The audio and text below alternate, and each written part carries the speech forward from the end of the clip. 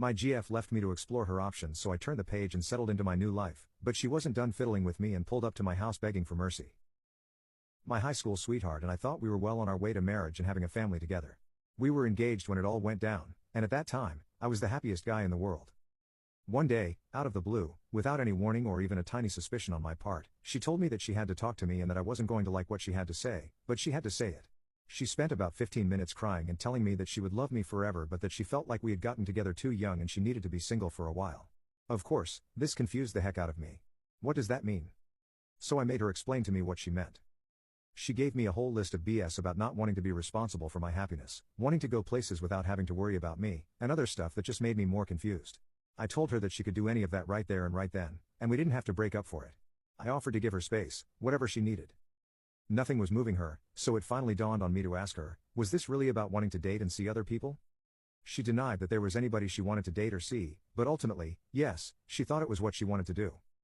As you can imagine, I was broken by this. She tried to tell me she loved me again, and I just told her to keep it to herself. She then said she wanted to know if I was going to be okay, and I told her that was no longer her concern, so I walked out the door. She tried calling me and sending several texts, but I just deleted them without reading them and deleted her from everything. I would love to tell you I was all manly and uncaring about it, but I sunk into a deep, deep depression. That was 3 months ago, and I have not seen or spoken to her since, that is, until yesterday. As I pull into the driveway of my house, she gets out of a car parked across the street and starts walking towards me. I don't really look at her and start walking in the house because I have nothing to say to her, but she yells out my name, so I stop and just shoot back with, "What?" I whip around, and there she stands, very obviously pregnant. I don't know what to say to her, so I just stand there. She said she was sorry for sneaking up on me, but she had been trying to get a hold of me for quite some time.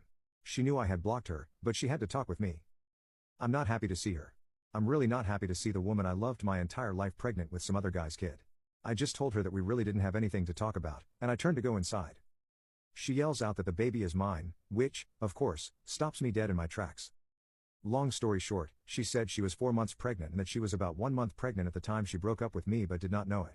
She said she didn't even know or suspect she was pregnant till the 2nd month when she missed her period but had conflicting home pregnancy tests.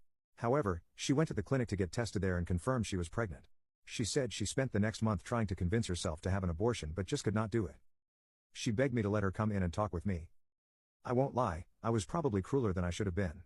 I told her that I didn't believe that it was mine, that she wanted to go find other guys and that she got knocked up by some guy who wanted nothing to do with her, so she came running to me hoping I would pretend to be the kid's daddy.